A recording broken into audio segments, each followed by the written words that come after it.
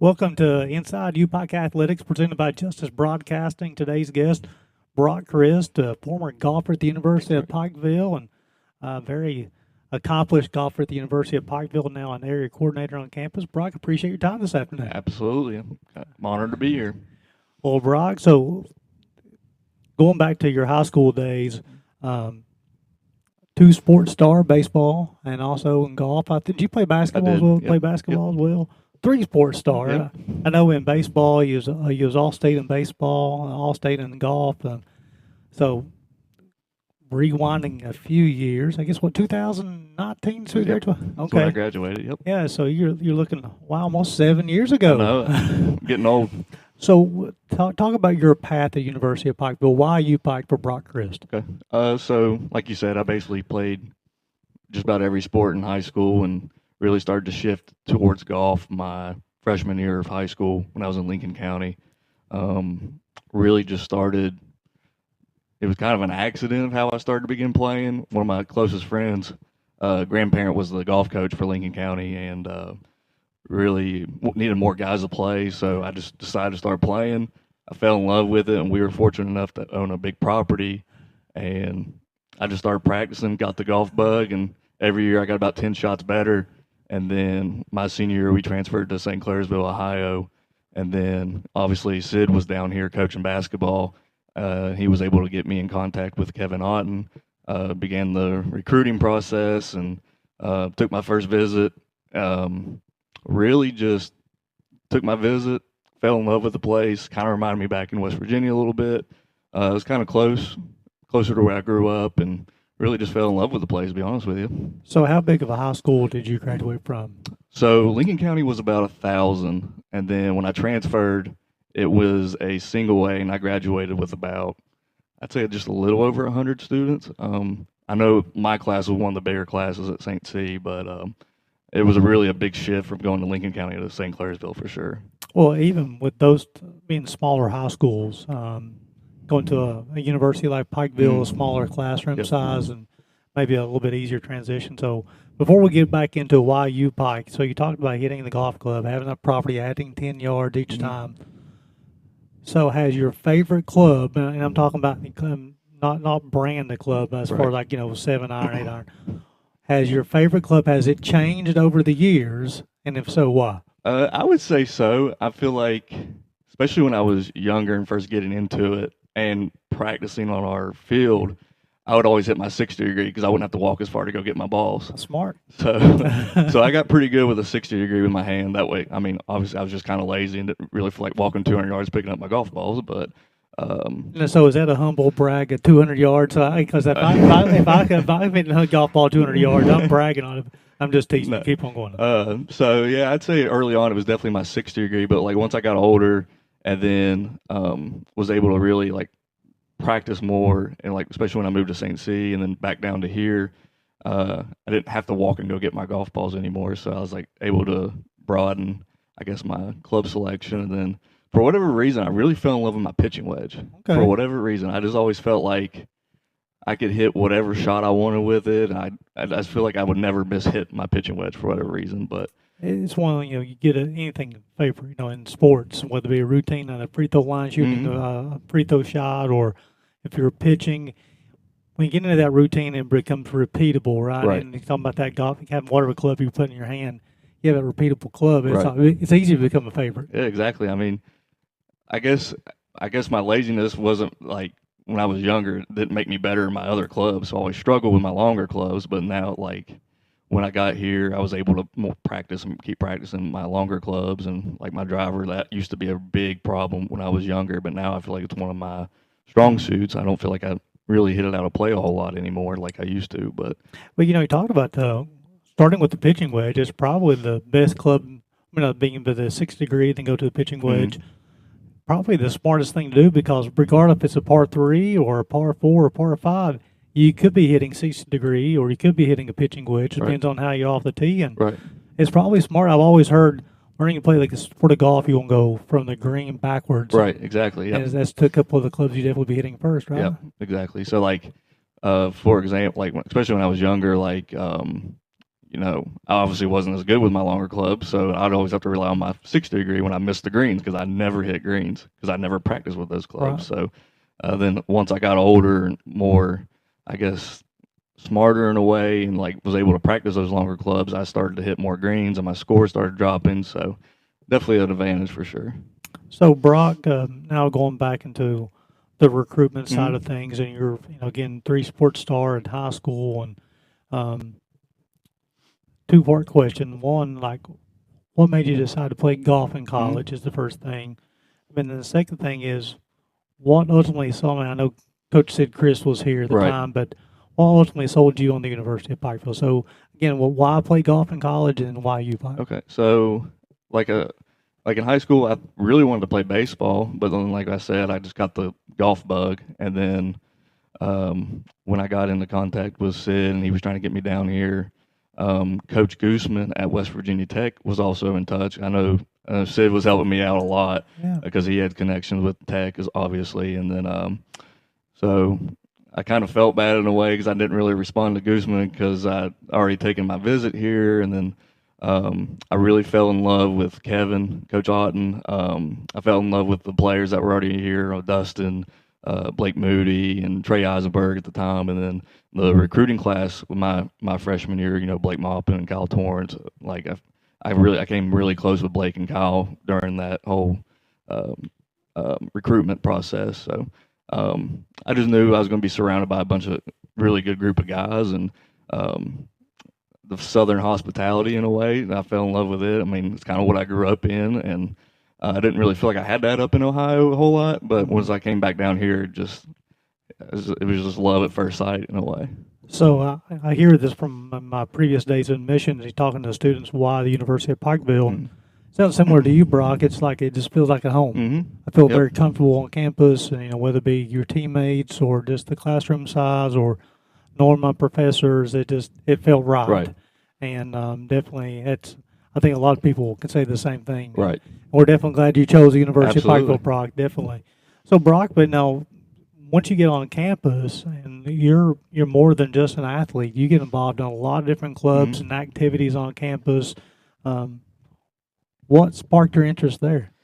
Honestly, so when I started to become a RA, I know Dustin was an RA my freshman year, and then honestly, I just wanted to do it for my own room. Be honest with you, but Well, whatever incentive it takes, right? But definitely, but it's one of those things you start thinking about Yeah. being an RA. I'm sure that's one of the reasons colleges do that to Mhm. RAs, if they have that incentive because Right. it's such a key role. Yep. So at first it was to have my own room, I'm gonna be honest, and then that was the year I guess my freshman going into sophomore year is when COVID hit. And then when I became an RA that sophomore year, things still weren't normal with COVID, and so like a lot of people were getting sick, and then I ended up having to cover a lot of duty shifts Yeah. and really trying to help out when I can. And I guess that's what made me fall more in love with it in a way, just being able to help people. Um, and then I guess leading into my senior years when I was working as a student ambassador as well with the admissions office, because I was trying to go into that GA path and just trying to keep building my resume in a way just in case I needed another GA role of a position eventually. So Brock, you're definitely a person, just knowing you the years that I have and just talking with you Mhm. today is like, hey, I have a goal in mind, and I want to become a better golfer. So you learn how to get all your different clubs, and you look for the right school, and you contacted Sid, that's your cousin, because Right, he used to right. coach basketball here at the Yep. University of Pikeville. You contact somebody who may have the knowledge about what school to go to and get you in touch with the right Mhm. people. But once you get on campus, I want to keep all my options open. Right. I want to get my graduate degree, and if I go with the GA route, then that is one of those things. It's the tuition's provided. Right. He's like, hey, if I'm an RA, a resident assistant, or working in the missions, there are RA possibilities. So you're definitely somebody who is a goal-oriented person, Yes. right? Yep. Yeah, I Yep. love it, man. Yep. So, but going back to when you're RA and you're starting out and you have COVID hits, what was most of the challenging things there, Brock? Oh man, I would. Because you're a young man, Right. I mean, because you're a freshman going into sophomore year, Right. so you're 18, 19 years old, and now you have this global pandemic hits, and it's like there's a lot of uncertainty. it was definitely weird, especially for the golfers, because we were when it first really hit. We were in Orlando for spring break. The whole golf team wow. was. So we were actually out playing. We were playing with CU Harrisburg, and then we came back after 9 holes or 18 holes, and we went back to the pro shop to get lunch. And next thing you know, March Madness is shut down. Like everything's starting to get shut down. We're like, well, do we need to leave? Because it was like Wednesday, and we had a whole week planned up. So, and then we got back, and it was just a ghost town. And then, I mean, I would say like before it all happened, I felt like more and more students were out in the plaza, like hanging out, doing whatever. And then that just kind of disappeared for my last year or so, like my sophomore and junior year, and it started to come back my senior year.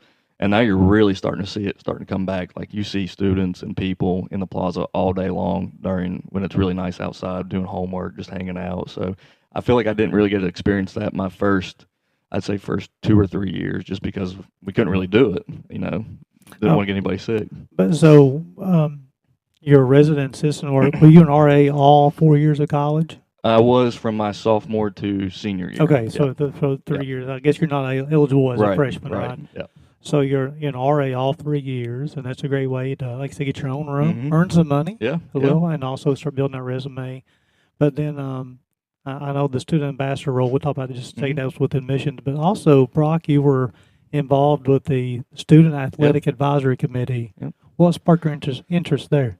So I mean, like I said, just being able to help out. I know my dad really wanted me to get into it. So once I know Dustin was the one for the golf team, and when he graduated, I kind of filled in that role. So when you say, maybe explain this a little bit more there too, because you and I know what it is.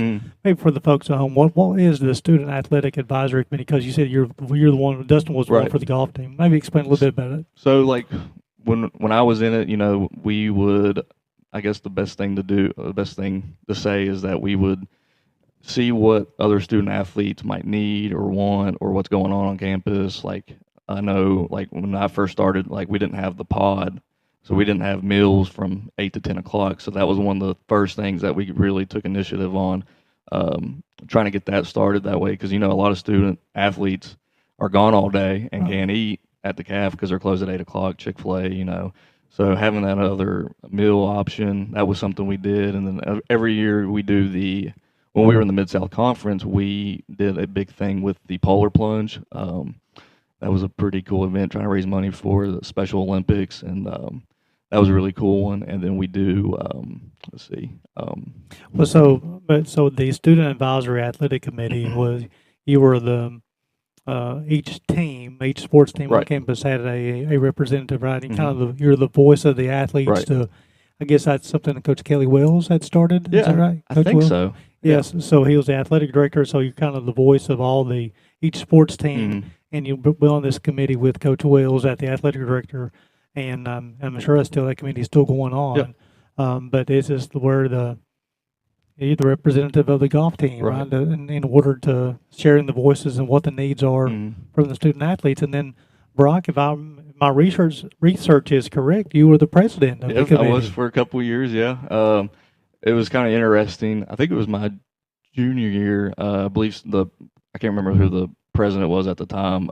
Graduated early, and nobody really wanted to step in and do it. So I just kind of raised my hand just to do it, I guess. So I was able to lead like a lot of these projects. The Christmas thing, the Christmas donation for younger kids.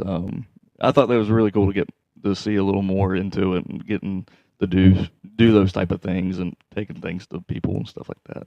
Well, Brock, you're definitely the poster child, I think, as far as when you go to college, there's so much learning happens outside the classroom. And part of it is if you play sport, whether it be on the course or on the field, on the court, what it may be, there's learning there, but there's also learning through these committees and Right. clubs. And when I say you're the poster child, I think where you take advantage of all those opportunities and everything that you learn, now you have so much more of an understanding of how things work in higher education. And now that kind of leads me into my next question for you. Now, talk to us about your current role now at the University of Pikeville. Yeah, so now I've been lucky enough to get a job with the Student Affairs Office as a area coordinator. I control the lower half of the campus. So like Bears Tower, Kinzer, College Square. Dealing with making sure the buildings are running smoothly. If any students are needing anything, roommate changes. All the like all the lower campus RAs, they're under me. So like if all their programs, their events, their floor meetings, they come to me, ask what they need to be done. I'll send them information. Just an ongoing cycle of loop of information for sure. Because, even at UPIKE, it was still a small school, Mhm. but as the university still continues to grow, more and more dorms are coming online, Mhm. and the campus is getting a little bit larger. Still not big. It's still, Right. I mean, it's still compact. But when you're talking about when students are in need, they need somebody quickly, and that's where the area coordinators. Now, how many area coordinators are for the University of Pikeville? It's just me and Hannah Thompson. Okay, Yep. so you guys are divide up the dorms, um, and also I think having the area coordinators allows between you and Hannah a lot of one-on-one opportunities with RAs who Yep. may have questions how to handle certain situations. Yep. Right? Yeah, we try to do monthly like one-on-one, check-ins with RAs. They're supposed to come in on their time, and we just talk what's going on, making sure they're doing okay, and making sure their residents are doing okay. So it's really unique, really, to be honest with you. Like your students will come in with issues, and you got to try to fix it. It's kind of fun, to be honest with you. Well, Brock, you're definitely a problem solver. Before we started recording here, we was trying to figure out how to turn the lights on, and you had the access to all the. We'll go figure this out. So I can see you being in that role, being that problem solver, and helping folks. Uh, you're quite a young man, Brock. Quite a young man. So, what about you? Not only are you the area coordinator, but also you're helping coach the golf team. And what sparked that interest? Honestly, it's just being around the guys. I feel like that's the biggest thing that I knew I was going to miss more than just the competitive side of it. Because when I got finished playing, I started like kind of reflected, and I really didn't think about the golf a whole lot. I kind of thought about our van rides, our dinners, and like I just really didn't want to miss that. And just getting to be around the guys, and I think my man Tyler Ford had a big part of it too, because I really wanted to be with him his last year. So I mean, and it's something I really do enjoy, just being out there, and it's a different way for me to like contribute to the team in a way. I can't go out there and shoot the scores that I know I can, so it's like trying to give them my best advice to help them, guide them through the golf course. So, well, somebody I referenced to quite a bit on this podcast, Broc, is my mamaw, and she'd always taught me to be a helper, be a giver, and you're definitely a giver of your time, and because you think about that, especially in the sport of golf, when you're on the course, you swing at golf clubs, if it's a really good round, you're going to swing it 72 times, right? Right. I mean, so it can be par, and then but you're going to be swinging that thing anywhere from, let's say, 65 times on a really good day up to 100 times on those really tough days, right? And so you start thinking about having, if it's going good, how do you stay in that rhythm? And if it's going bad, how do you get out of that rhythm? And that's when you have people like you, when you go walking, that's what the role of the coach is, right? Go in and how can I help you stay in this rhythm, or how can we break that rhythm? I would definitely say it's a little easier whenever a player's in a rhythm. I will say that. It's you just try to give them your best advice, but you kind of let them do their thing because they're such in a good rhythm, and you really don't want to screw that up either. And then I mean, whenever someone's struggling, I feel like it's a little easier to connect with them, just calm down, because a lot of times they get way ahead of themselves. Because I know that's what I used to do. If I started my round 4 or 5 over through 5 holes, then I start trying to fire at pins, and my score gets worse instead of, just playing the middle of the green, 2-putt, make par, get back on a rhythm. So. Sometimes guys are just looking for, again, it could be RAs, it could be a golfer just looking for some guidance. Don't need no step by step of what to do. Right. Just a little bit, somebody to listen to me and know that somebody's paying attention to me. And definitely, I can see your role as a area coordinator and also a coach can be very Very similar, right? Yeah, I mean, especially on the golf course because you're just it's such a lonely sport, and like you're just out there all day by yourself. So like it was always a refreshing sight to see Kevin or Dustin come up and like I can like kind of tell them how I'm feeling or how I'm doing or I don't for whatever reason I could be playing the worst round of my life, but it always put a smile on my face. I don't know why, but I definitely think it connects though, because you can be kind of lonely as an RA at times. Maybe their residents aren't communicating with them, and they might be struggling. So it definitely correlates. Like trying to get a balance in a way. So, Brock, this is my closing question for you. You've had so many experiences as a college athlete, being very active on campus, leadership roles in those activities as well. A great student, a multiple-time All-American scholars, and then also you took advantage of the opportunity to be a GA on campus through sports information, I believe, right? Yep. And so you was able to get your master's, the tuition portion taken care of. You have a student looking for a college home. We're going through the recruiting process. If they ask Broc Crist, hey, well, what do I need to look for in a college? What would you tell them? Me personally, I would say, obviously something that feels like home away from home. I live 4.5 hours away. So this is definitely like my second home in a way. And then, the people around here are great. Always look for the people. Everyone in town's really nice. I really couldn't give you a bad experience with a person in Pikeville. So that's kind of the things I would look for. How can you connect with your professors?